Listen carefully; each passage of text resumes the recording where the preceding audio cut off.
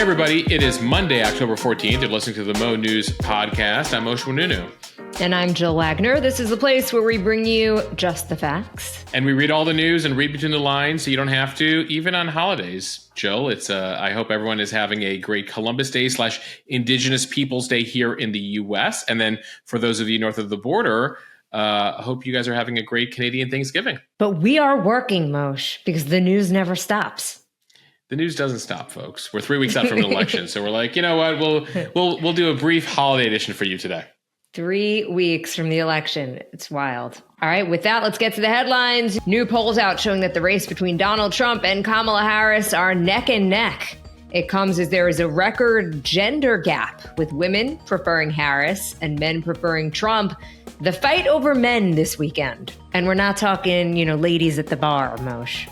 No, not at all. And given where polls are at, I imagine at the bar these days, the conversations between men and women might be pretty rough, given the state of the politics and the polls right now. Jill, will give you a sense of what Tim Walz, Kamala Harris, all the candidates were up to this weekend to try to bring men to their side. And the latest concerning security incident at a Donald Trump rally. The U.S. is sending one of its most advanced missile defense systems to Israel ahead of their impending counterattack on Iran. Security concerns for FEMA officials over the weekend as misinformation grows. Hurricane recovery officials in North Carolina relocated amid reports of an armed militia. And SpaceX accomplishes a remarkable feat over the weekend as it sets its eyes on heading to Mars. And Moshe has on this day in history. Jill will tell you about the assassination attempt on Teddy Roosevelt, how he took a bullet and still gave an hour-long speech. Moshe, there's been a theme to this podcast. So you say Teddy Roosevelt. What do you think I'm going to say? He's from Long Island. Oh, sorry. Yes, he's from the Long Island Roosevelts as opposed to the upstate New York Roosevelt clan. Which FDR comes from. Okay, so let's start with politics, where tomorrow marks just 3 weeks until the election, if you can believe it. Former President Donald Trump and Vice President Kamala Harris are deadlocked in the latest national NBC News poll, tied at 48% among registered voters nationally. So she had a 5-point lead a month ago, 49-44. Her numbers have dropped. And Trump has really been bolstered by Republicans in the last month, coming back home to support him after that rough debate that he had, as well as by a favorable voter assessment of Trump's term as president. Another 4% said that they are undecided or wouldn't vote for either option when forced to choose between the two major party candidates.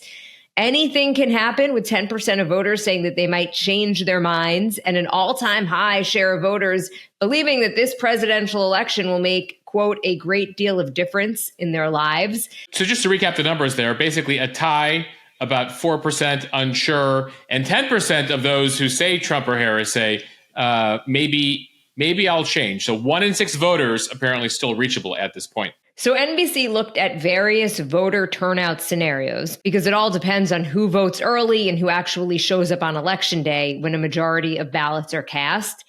In one scenario, assuming a more favorable environment for Republicans, which means slightly greater turnout among men, white voters, and voters without college degrees, Trump leads Harris by 2 points, 49-47%. But assuming a more favorable turnout environment for Democrats, which means more women, more white voters with college degrees, and more voters of color showing up to the polls, these survey results show that Harris leads Trump by 3 points among registered voters, 49-46%. Although we should note that all of these results are within the poll's margin of error, plus or minus 3 percentage points. Though we should note all of these results are within the poll's margin of error, plus or minus 3 percentage points. So the translation to all of this is that things are basically tied. Things are tied, and it depends on who shows up on Election Day. Right. That's what you need to know. Right. And one of the defining features of the election is this massive gender gap between Harris and Trump, with women supporting Harris by a 14-point margin. We're talking 55-41%. And men backing Trump by 16 points, 56% to 40%. Biden appears to be a drag on Harris. 25% of voters say Biden's policies have helped them and their families. 45%, though, think that the policies have actually hurt them, with her statements that she doesn't plan to have different policies. And with her saying that she doesn't plan to have many different policies from Biden, it appears that that is hurting her among some voters who don't feel that the last 4 years have gone well. So there's a lot there. We've told you about the gender gap in previous elections, slight preference among women for Democrats, slight preference among men for Republicans. But we have never seen a 30-point gap like this, just this massive gender divide, especially among young people, with men really going towards Trump there and women very much doubling down on Kamala Harris, which is why, you have various scenarios here. The way that polls work is they try to calculate who's going to show up on election day. So it was interesting and notable, and why we presented that NBC poll to you, is that NBC made a point of saying, hey, scenario one, this is the women's heavy vote. This is the men's heavy vote, because we don't know. We think we know, but we don't know. They call them likely voters, and they find a way to gauge likely voters, but still anything can happen here. So you had Trump, you had J.D. Vance, you had Kamala Harris, you had Tim Walz all out over the weekend campaigning. Harris and Walz in particular concerned about the male vote, in particular the black male vote, and how key that is for them, because you've already seen here Donald Trump make major inroads among men in 2016 and 2020, Hispanic men in 2020, and they continue to head in that direction. And now you're seeing him pick away at black men as well. And so that's concerning the Harris campaign here. So the Harris campaign pulling out all the stops over the weekend. They actually invested in flyover ads over 4 NFL stadiums over the weekend, hoping that would hit male voters who are at football games. They also had Tim Walz out over the weekend pheasant hunting. I don't know if you saw these pictures, Jill. We put them up over on the Mo News Premium account. He's always talked about how he's a hunter. So he was out with a gun in full attire, fluorescent orange over the weekend with a couple dozen others. Apparently, he didn't find any pheasants, so he wasn't even able to get off a shot, which I am told by pheasant hunters, I've never hunted for pheasant myself, is pretty typical, that you could go out there, especially if it's really noisy. You have the media there, cameras. The pheasant are scared by that. So he did not get to any pheasant, though at one point he was also having trouble loading his gun. So it got him a bit of mockery on social media. Jill, I'm not sure how many men were won over by Tim Walz going pheasant hunting. So in sum, good news for the pheasants, bad news for the Walz campaign. Yes. Net neutral potentially there for the Walz campaign, but very good weekend for pheasants in the area. I mentioned the issue that the campaign is seeing with black men. Now, we should note that about 80% of black men still support Kamala Harris, and it's more than 90% of black women. But 80% is not 100%, and 80% is not 90%, because that's what Biden had in 2020 and Hillary Clinton had back in 2016. So the fact that Trump is now at the point where he's getting about 15% of the black male vote, even 20% of the black male vote, is trouble for her. Because, again, this is a game of margins here, the election. And so who was out? Who did she have out in the last few days? Former President Obama. He was out there Thursday actually campaigning in Pittsburgh, where he, among his stops, he made a stop at campaign headquarters where he crafted part of his message towards black male voters. He talked about how they came out for him in 2008 and 12. They're not out now. He's disappointed in them. Take a listen. If you're thinking about sitting out or even supporting somebody who has a history of denigrating you because you think that's a sign of strength, because that's what being a man is, putting women down,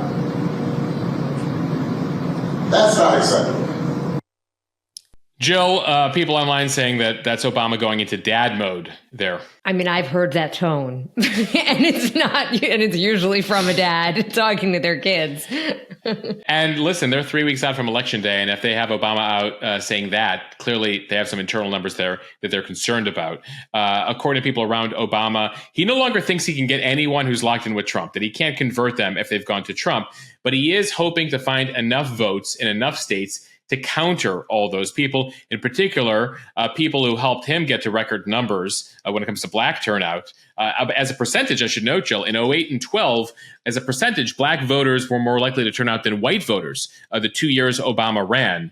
And so in particular, he's trying to get Harris close to those numbers. And he's working, various urban areas there, Pittsburgh, Philadelphia, Milwaukee, Detroit, Atlanta, all going to be key here in a number of those battleground states in terms of turnout. The bigger issue for Obama in particular, I mean, he's obviously interested in supporting a fellow Democrat, but ultimately here, Obama thought he had an 8-year legacy, that he, made a statement about America and what America stood for. And they saw the 2016 election of Trump there as an aberration. Well, we had 8 years of us. I know what America stands for. This is just an aberration. The concern among the Obama folks and some Democrats is that if Trump is able to win again, it's not an aberration. That's actually where America is. And maybe Obama was the aberration.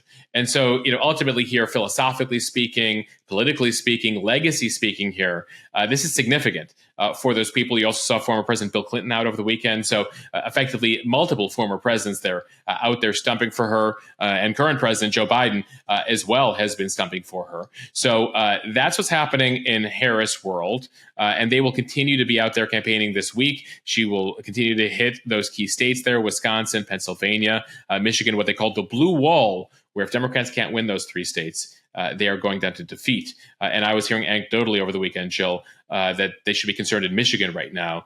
Some friends of mine who are out there reporting, saying that it does not look good for her in Michigan, Michigan being a very important state that was key to Biden's victory in 2020. Yeah, apparently some of the local politicians there are telling the Harris campaign that their own internal polling is not good for Harris. Yeah, they're hearing that from the governor of Michigan as well, Gretchen Whitmer. They're hearing that from Lisa Slotkin, who's running for Senate there, that ultimately it really is going to be very, very close in Michigan. And we've told you this whole thing goes down to 7 states. And so the Harris folks the Harris folks totally nervous right now. The Trump folks increasingly confident. That's where things stand. Speaking of Trump and the Republican side, Trump was out in a western swing over the weekend. He was in Colorado. He was in Arizona. He was in Nevada. He was in California. California and Colorado, notable for folks because they're very blue states that are going to Democrats. They're going to go to Harris this year, as they have in previous cycles. But he went there nonetheless. Why? Well, in Colorado, he went to Aurora, Colorado. We told you about that suburb. We told you about that city just outside of Denver there, one of the richer parts of the state, but also the epicenter of that controversy at an apartment complex there several weeks ago about a Venezuelan gang, migrant gang, that was concerning residents in an apartment complex there. Well, Trump went to Aurora over the last few days to call the place a war zone, saying that migrants are about to take over a city there of 400,000 people. That is not happening, but that was part of his rhetoric over the weekend as he tries to, make immigration and illegal migrants a key issue there. Notably, the mayor of Aurora is a former congressman, Republican congressman named Mike Kaufman, who called out Trump, a fellow member of the party over the weekend, saying that's a mischaracterization, that ultimately what they found was there were 10 gang members. They've arrested 9 of them. And what Trump was saying in terms of war zone, gangs taking over the city, was an exaggeration. The Trump campaign defending that rhetoric over the weekend, saying, nope, we stand by that, even though local Republican officials are saying that's not the case. Ultimately, we then moved to California, where Trump spoke a couple blocks away from where Coachella happens, the music festival. Now, California, another state that is not going red this cycle, overwhelmingly Democratic state, but still the most populous state in the union. So there are millions of people who voted for Donald Trump, who vote Republican in that state. So he's there to point out a couple things. 1, Kamala Harris is from there. 2, there's a lot of money there for fundraising purposes, and there's volunteers. People have phones in California, and they can make calls from California, if they believe in Donald Trump, to states like Wisconsin and Michigan and Georgia and Arizona, etc. So he was there at Coachella. Here's a bit of the message Trump had for supporters there in California. If Kamala gets 4 more years, the entire country will become like the migrant camp of LA and San Francisco. What the hell is happening to our cities? Anyone who orchestrated an invasion of America cannot lead America. Kamala Harris, her reign of terror ends the day I take office. She's finished. She's finished. So that's a bit of Trump's rhetoric there, trashing Kamala Harris, blaming her for everything that is bad in California, given that she was a politician in the state, though she's not responsible for some of the things that he's going after, but nonetheless is representative of those policies. So he's been going around trashing cities, LA, San Francisco. In fact, controversially in Michigan late last week, he was in Detroit, where he said, if I don't win this thing, the whole country's going to look like Detroit. He said that in Detroit, but he did not mean it as a compliment. He meant it as the highest insult. So that was controversial in Michigan. But that is effectively part of his message there is a warning, a stark warning that the country is going to hell in a handbasket if Kamala Harris is elected here. He also, by the way, while he was in California, picked a fight with Gavin Newsom, the governor there, saying he, as president, may withhold aid, federal aid, in the case of wildfires if Newsom doesn't reroute water in the state, something that's been the subject of a court fight here. Judges have ruled that California has to route things a certain way environmentally. Trump's been opposed to that. Trump says that he solved that, even though the courts ruled another way. Bottom line is this. Some people took that as a stark warning that the whole back and forth over federal aid, disaster aid, will become a thing again between Democratic governors and Donald Trump if he's elected again. So look out for that. We'll do a deep dive on that over on Instagram. Meanwhile, the former top military official under President Trump, former chairman of the Joint Chiefs, General Mark Milley, warned that former President Trump is, quote, a fascist to the core and, quote, the most dangerous person to this country in new comments to Bob Woodward for his book. Milley served for more than a year as chairman of the Joint Chiefs of Staff under Trump before continuing in the role under President Biden. Upon stepping down in September 2023, after more than 40 years in the military, Milley laid out his apparent concerns about Trump in a pointed retirement speech. He said, "We don't take an oath to a king or queen, to a tyrant or dictator or wannabe dictator." Woodward's new book, War, which is due out tomorrow, follows Milley in the years after the Trump administration as he wrestles with escalating fears over the president that he once served. Yeah, so Milley and Trump had it out over, remember that infamous walk in the fall of the BLM riots to the church, where effectively Milley was following Trump out there. Milley was really upset after the fact that he felt he was used as part of as a prop there. So there was a falling out there, but things have been taken to a new level here. If you read these comments to Bob Woodward in the new book, the general now saying after a couple of years looking back at it, no one has ever been as dangerous to this country as Donald Trump. Now I realize he's a total fascist. He is the most dangerous person to this country. A reminder, Mark Milley was the most senior military official in this country, spent 4 decades in the military. He now says he receives a nonstop barrage of death threats that he attributes to Trump's rhetoric here, who's fixated. Trump has said, he needs retribution on Milley, who's he considers now among his enemies. After retiring, Milley has since installed bulletproof glass and blast-proof curtains at his home. He is concerned that Trump has the power, should he be elected again, to court-martial him for disloyalty. He says that the president can recall him to uniform and then court-martial him, put him on trial. It's something that folks around Trump have been saying he is potentially going to do. He's left it open-ended here. Jill, one more note before we leave politics for the weekend. Just so much happening, but something that we want to mark here and we're looking for more details on. At that rally, the California rally Trump had over the weekend, a Nevada man was arrested with a shotgun, a loaded handgun, and ammunition in his vehicle at a security checkpoint outside the Trump rally. The suspect's a 49-year-old man out of Las Vegas. His name is Vem Miller. He was driving a black SUV. He was stopped by deputies. Apparently, he had, again, a loaded firearm, possession of a high-capacity magazine, and he also had fake VIP and press passes at the checkpoint, which is then what led law enforcement to research him further here. He was arrested and then apparently released on $5,000 bail. So it's unclear how much of a threat he posed here, but still just the latest security incident at a Trump rally. Okay, time for the speed read from the Associated Press. The United States is sending one of its most advanced missile defense systems and 100 U.S. troops to Israel, deepening U.S. involvement in the escalating war in the Middle East amid U.S. expectations of an imminent Israeli assault on Iran. The United States will send what's called a THAAD defense battery. So that stands for Terminal High Altitude Area Defense Battery to Israel, even as Iran warned Washington to keep American military forces out of Israel. Major General Pat Ryder, Pentagon spokesman, said in a statement that the defense secretary Lloyd Austin authorized the deployment of the THAAD battery at the direction of President Biden. He said the system will help bolster Israel's air defenses following Iran's ballistic missile attacks on Israel in April and October.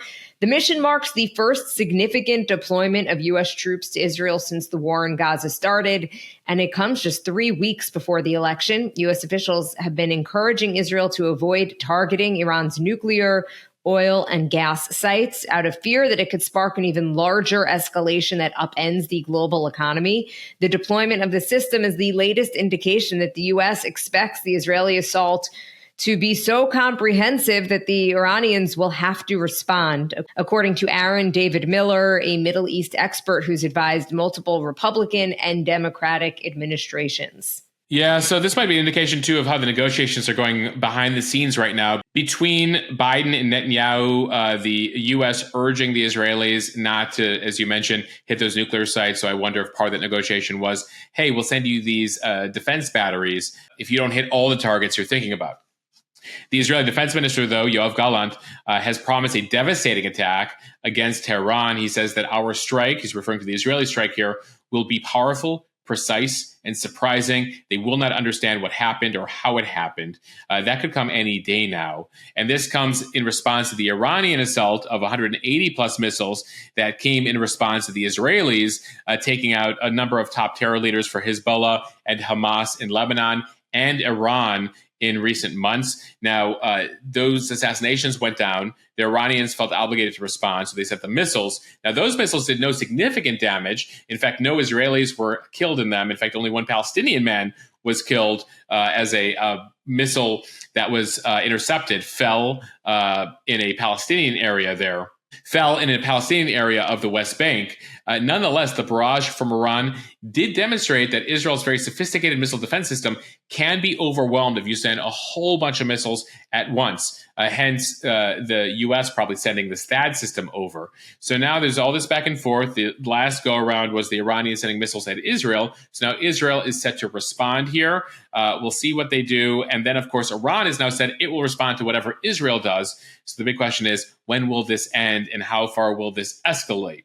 Meanwhile, things still escalating in Lebanon right now. That's where the back and forth between Israel and Hezbollah, the terror group there, continues. And Israel got a lecture of sorts over the weekend from a number of countries because a number of UN peacekeepers have been injured in Lebanon. UN peacekeepers have been stationed in Lebanon for decades and happen to be in areas the Israelis say are controlled by Hezbollah. The UN is stationed there along the border where Hezbollah has moved to the border, and the Israelis are trying to push Hezbollah back. And as they go after Hezbollah, they say that is putting the UN in the crossfire there. So the Israelis have called on the UN to move away from the border. The UN so far has refused. Now you've seen a couple of UN peacekeepers injured. The Israelis took media on a tour in southern Lebanon yesterday, pointing out that Hezbollah actually digs its tunnels next to UN bases there. And so as the Israelis are trying to take out Hezbollah tunnels, they happen to be very close, in some cases several feet away from where the UN bases are. So that's where things stand. The Israelis say, we regret the injury. We're doing everything in our power here, but the UN better move out of the way here. The UN saying, we're not moving out of the way. The US and other countries saying, just try not to hit the UN or we're going to investigate that further. So we're going to see what goes down there, Jill, but certainly for the Israelis, not an opportune message or back and forth to have, as the Israelis will be depending on U.S. and Western support in regards to Iran, with that back and forth set for any day now. From the Washington Post, federal emergency response personnel on Saturday had employees operating in hard-hit Rutherford County, North Carolina, stop working and move to a different area because of concerns over, quote, armed militia threatening government workers in the region.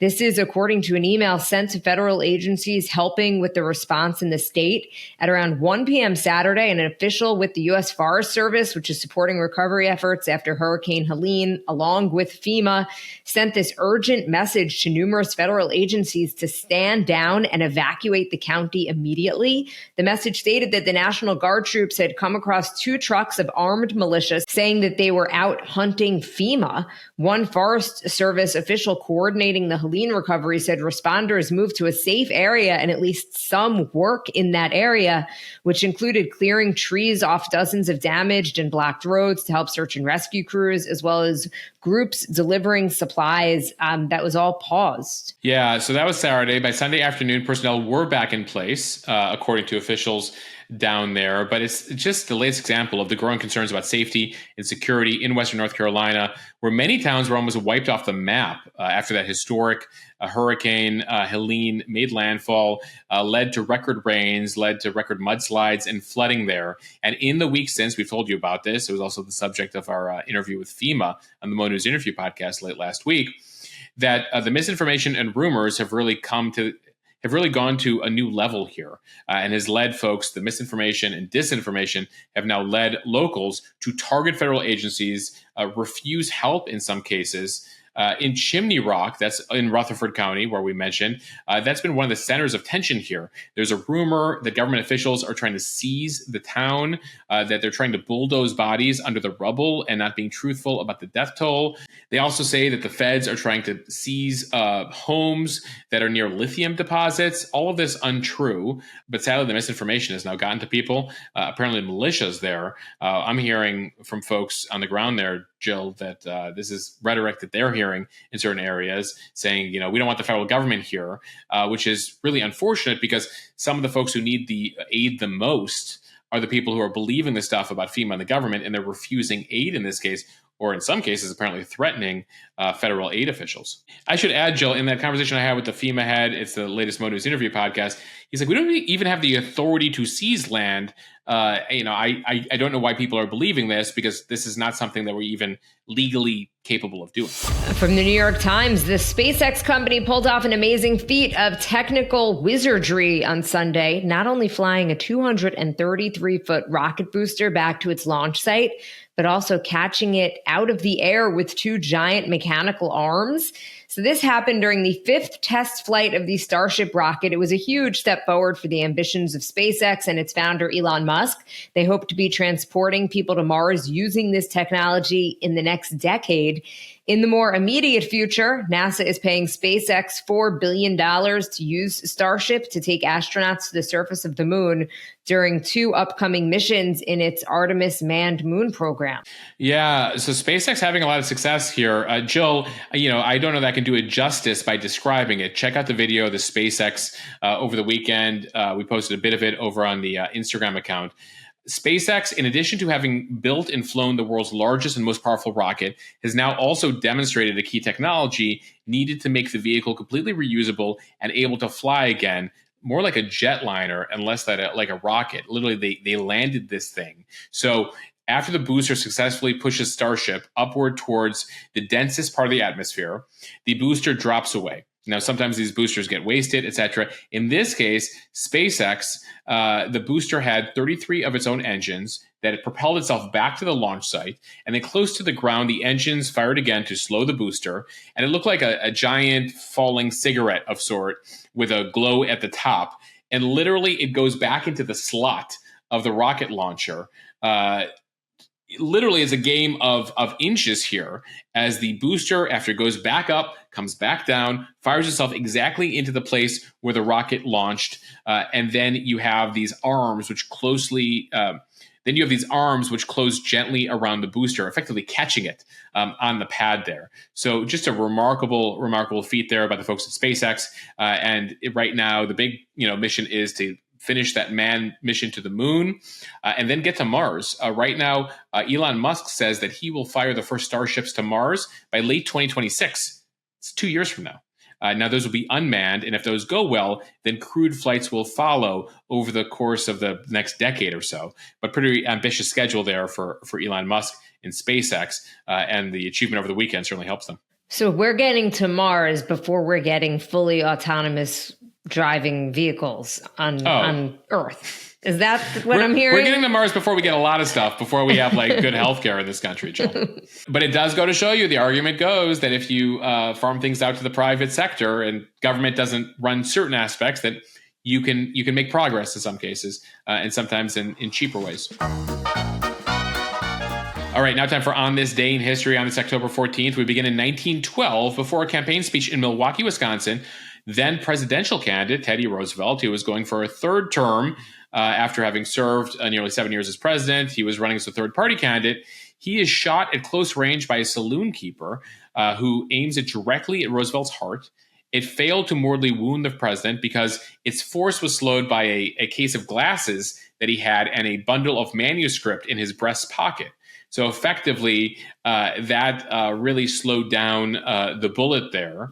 And it turns out that manuscript that was folded in his pocket there contained the script of his evening speech that he was set to give at the rally. So Roosevelt only suffered a flesh wound from the attack. He went on to give the scheduled speech that evening with that text that was in his pocket.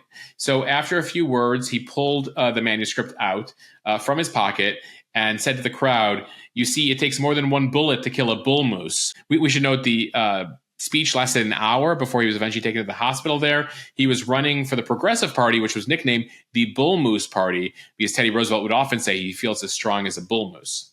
Fast forward to 1947 on this day, U.S. Air Force Captain Chuck Yeager becomes the first person ever to fly faster than the speed of sound. For many years, people thought that man was not able to fly faster than the speed of sound, that any aircraft would tear apart, that someone might die if that happened. And all that changed in October of 1947 when Yeager said, "No, I think I can do it."